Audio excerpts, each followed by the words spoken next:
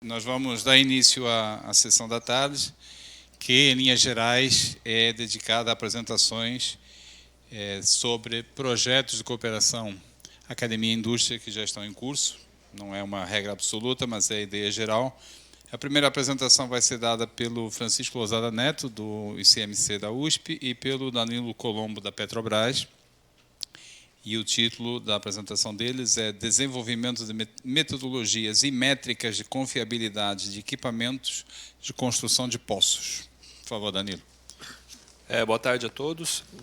Meu nome é Danilo, eu trabalho no Centro de Pesquisa da Petrobras, mais especificamente na área de perfuração e completação de poços, ou seja, toda atividade envolvida na construção, manutenção e abandono de poços.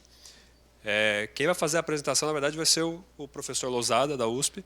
Eu vou fazer apenas uma contextualização aqui, mostrando como que esse projeto se insere no nosso contexto de óleo e gás. Então, o objetivo é mostrar esse contexto da confiabilidade na engenharia de poço, a importância da parceria com a academia. Aí o professor Lousada vai apresentar o grupo de modelagem de risco e vai descrever as metodologias que estão sendo desenvolvidas lá e a aplicação deles em dois casos, que é o Anelida, que é um robô para intervenção em linhas e dutos, e o caso da válvula da HSV, que é uma válvula que fica dentro do poço. Então, essa aqui é a nossa agenda. Então, começando aqui, como tem muita gente aqui que não é da área de óleo e gás, eu resolvi trazer esse slide aqui para mostrar como é que é mais ou menos aí um projeto de desenvolvimento da produção de um campo offshore, águas profundas, que hoje é o carro-chefe aí do Brasil e da Petrobras. Então, aqui a gente começa vendo a plataforma que está recebendo a produção de vários poços. Ela faz o tratamento, o armazenamento e depois esse petróleo é transportado para a terra. Aí você tem as linhas, até que conectam linhas umbilicais que conectam a plataforma aos poços, onde você tem os equipamentos submarinos, que ficam aqui no leito marinho, e daqui para baixo você tem o poço propriamente dito. Isso aqui vai ficar lá em produção durante 20, 30 anos até ser descomissionado. Mas para que esse poço possa existir, é necessário uma atividade inicial, que é a de construção do poço, que a gente consegue ver aqui na imagem à esquerda. Então, aqui eu tenho uma sonda, que é diferente da plataforma. Ela fica aqui posicionada durante a construção do poço, depois ela vai embora e a plataforma é trazida e o poço é interligado à plataforma. Então, essa sonda aqui ela faz atividades de intervenção nos poços. Construção, manutenção, e quando acaba a vida produtiva, ela volta para colocar cimento e abandonar o poço. Então, a gente está muito focado nessa área aqui, que é o momento que a gente constrói ou dá manutenção nos poços. E o grande problema da nossa área de engenharia de poço é o tempo. Tudo que requer tempo, com essa sonda aqui em cima do poço, é muito caro. Uma diária de uma sonda dessa pode chegar aí facilmente a R$1 milhão. Então, cada dia gastando 1 milhão. Então, tudo que a gente reduzir de falhas que necessitem essa sonda vir aqui para fazer alguma intervenção no poço, é muito dinheiro que a gente consegue economizar. Então, por isso que a confiabilidade é muito importante na área de poço. Aqui, só dando uma visão um pouco mais aprofundada do nosso desafio hoje no pré-sal, a gente tem duas etapas quando a gente constrói um poço de petróleo. A primeira é a perfuração, que é basicamente ir com uma broca lá e fazer um furo na rocha. Então, eu faço isso de uma forma telescópica, eu vou fazendo furos, descendo revestimentos metálicos, cimentando, desço uma broca de menor diâmetro, faço um furo, desço outro revestimento e cimento e assim por diante, até eu atingir aqui o reservatório. Então, a gente tem hoje aí 2.000, 2.500 metros de lâmina d'água. Aí temos uma camada do pós-sal. Temos aí em alguns lugares quase 2.000 metros de sal a serem perfurados. E depois a gente consegue então atingir o reservatório carbonático. Então, isso aqui é um desafio tremendo. Você atravessar tudo isso aí de sal, traz uma série de problemas, fechamento de poço, perda de circulação. Então, e isso tudo com aquela sonda ali que custa R$1 milhão por dia.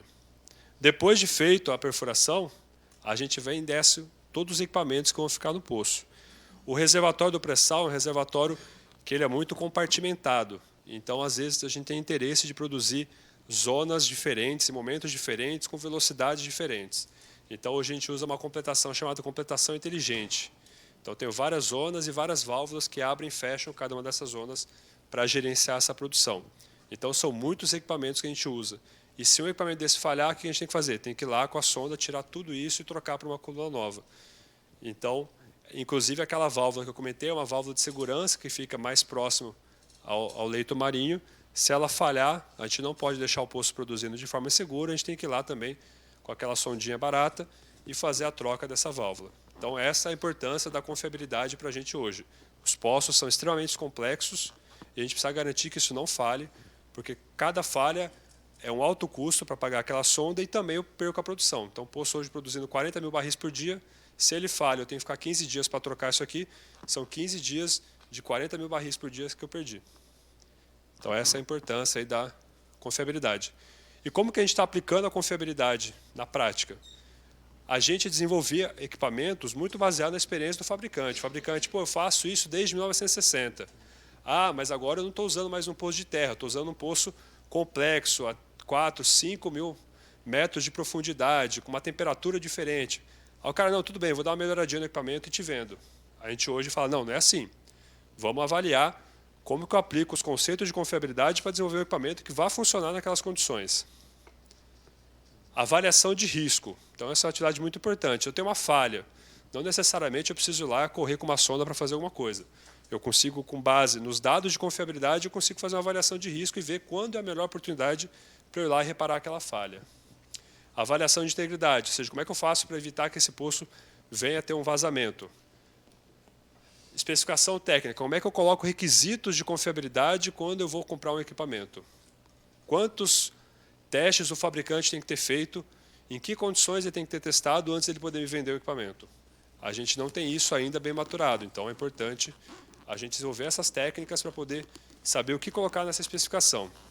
E avaliação de teste. Pô, o fabricante foi lá, testou, ele me apresenta o resultado, eu tenho que saber avaliar se esse resultado é satisfatório ou não.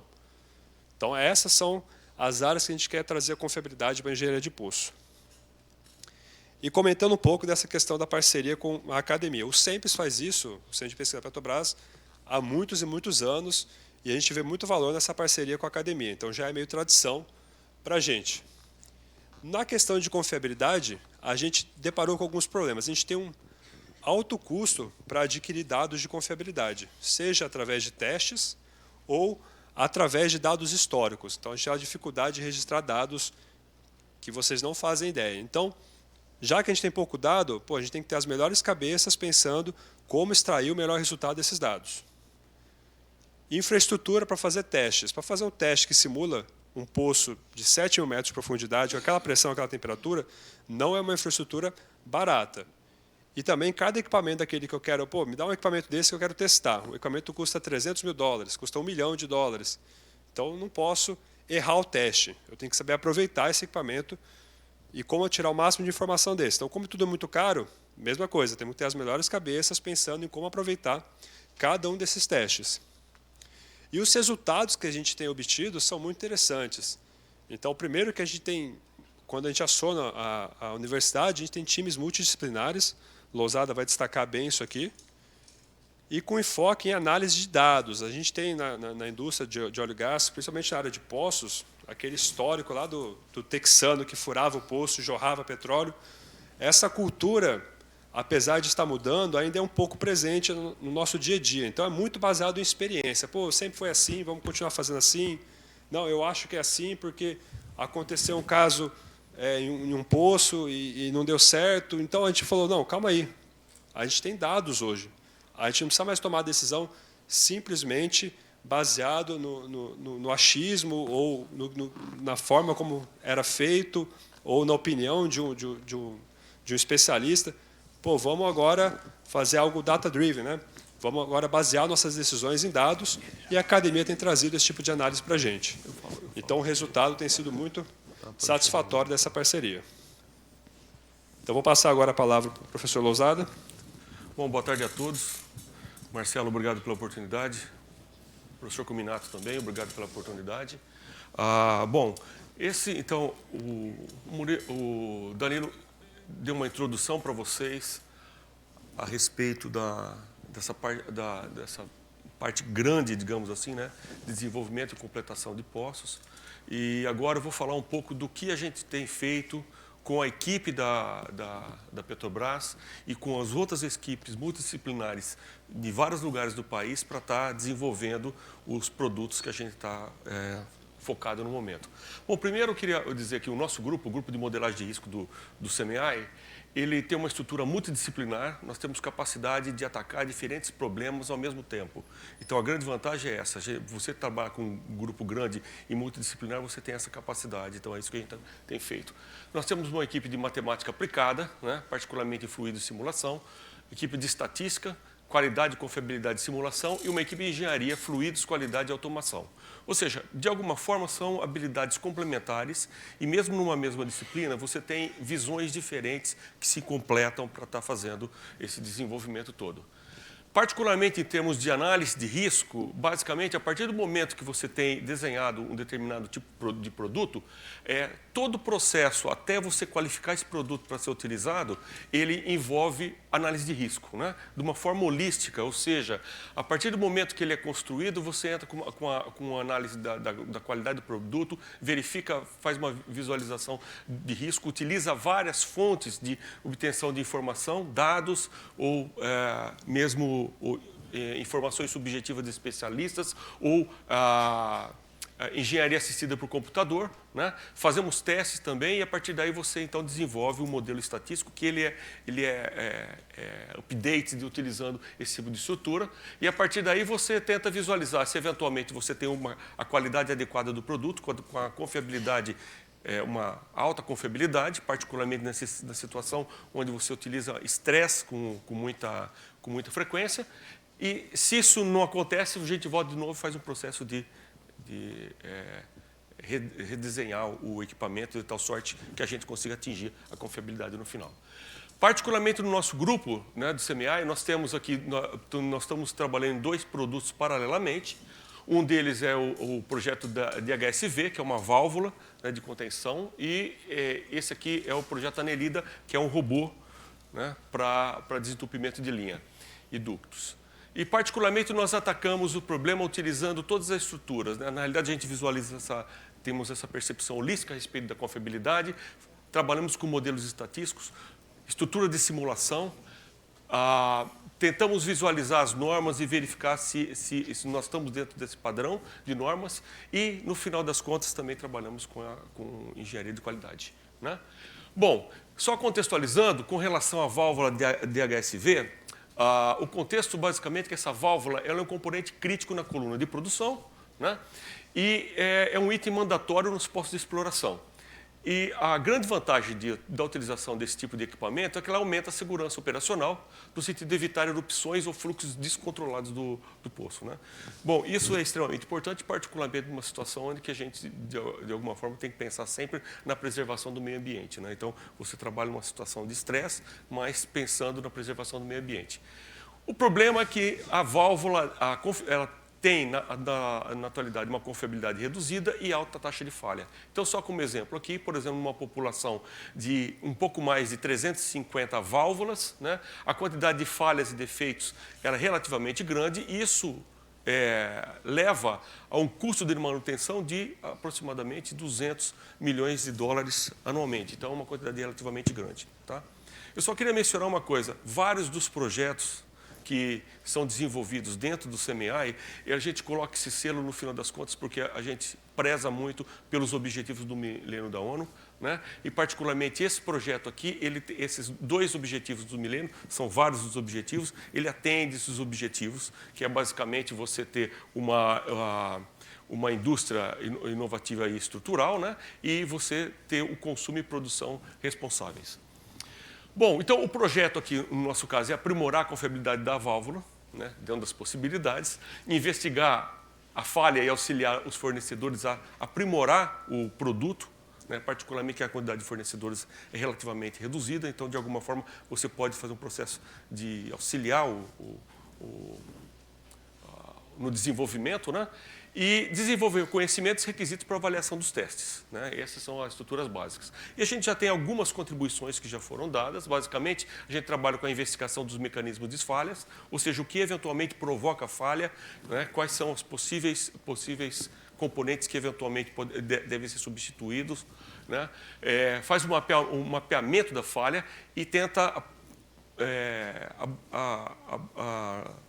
se direcionar para estratégias de melhoria.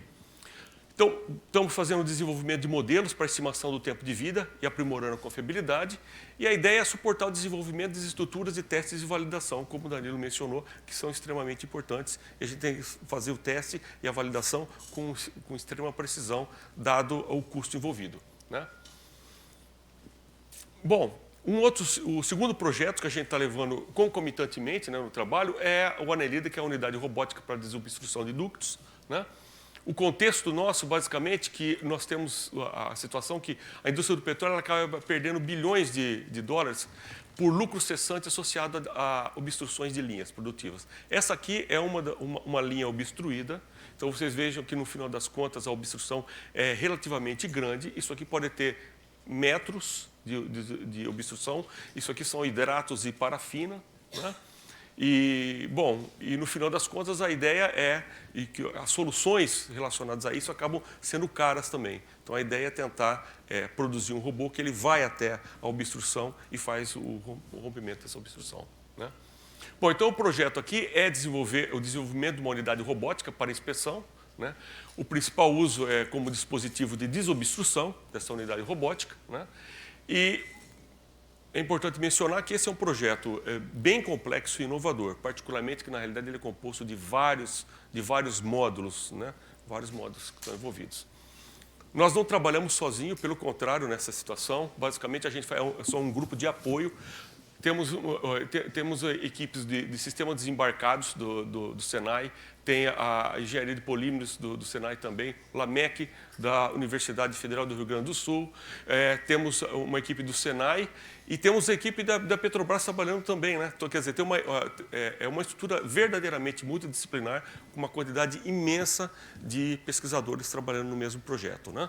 E o que a gente faz, a equipe do CMI, ela dá suporte com relação à confiabilidade, né? Bom, só para vocês terem uma noção como é a formação de hidratos, né, e como eventualmente, de fato, acontece cessante. Veja, por exemplo, você está numa situação, num determinado período de tempo, a partir daí você começa a ter a formação de hidratos, né, e aí ocorre a obstrução. A partir disso, então, você entra com o robô inserido na linha, né, da sala de controle você já aciona o sistema de lançamento e o cabo umbilical. Ele é conectado, né? Ele é conectado no cabo umbilical, que pode ter até 3.000 metros, né, o cabo.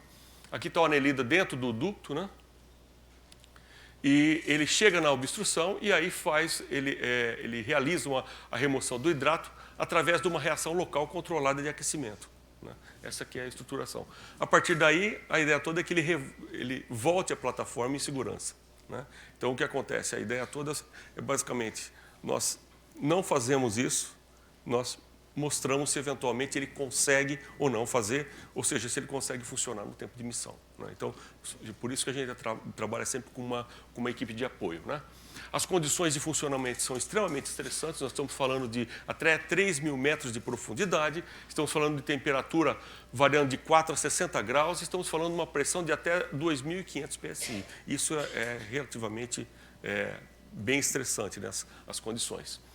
A contribuição do grupo aqui, ela entra no planejamento e avaliação das simulações, dos modelos dos testes, análise e garantia da qualidade e confiabilidade do projeto e desenvolvimento de modelos para quantificar e aprimorar a confiabilidade. Essa aqui é a nossa contribuição básica. Já começamos a desenvolver, tem alguns modelos que têm sido desenvolvidos, particularmente nós temos um que acabou de ser publicado na IEEE Access, né, uma revista com um fator de impacto relativamente alto, pelo menos na nossa área, né, com uma equipe extremamente grande. Foi a primeira vez que, na realidade, eu escrevo o paper com tantas pessoas ao mesmo tempo. Mas isso é extremamente importante porque mostra a integração entre as equipes, né? Então, tem gente aqui que é matemático, tem gente que é estatístico, tem gente que trabalha com modelagem de risco, tem gente que é da engenharia, mecânica, mecatrônica, física e assim por diante. Ou seja, tem uma equipe multidisciplinar trabalhando junto mesmo. Temos vários modelos ainda continuando e tivemos a honra de temos vários reconhecimentos durante esse período, tá certo? Particularmente o projeto como um todo, não somente a nossa equipe, mas o projeto como um todo já tem 5 depósitos de patente, 3 dissertações de mestrado que já foram defendidas, 7 artigos publicados e, no ano passado, nós acabamos como finalista do Prêmio de Inovação Tecnológica da Agência Nacional de Petróleo. Bom, era isso que eu tinha para falar. Nós ficamos à disposição, se eventualmente alguma equipe gostaria de entrar em contato conosco, é só nos procurar, estaremos à disposição. Muito obrigado.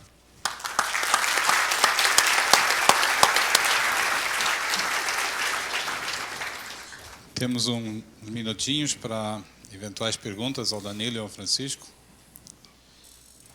Boa tarde. A pergunta é simples, para o Anelida, a aplicação em dutos rígidos, flexíveis ou ambos? Você quer falar? Bom, em ambos, na realidade. Em ambos. O projeto é em ambas as situações, né? Ductos rígidos e semi-rígidos também.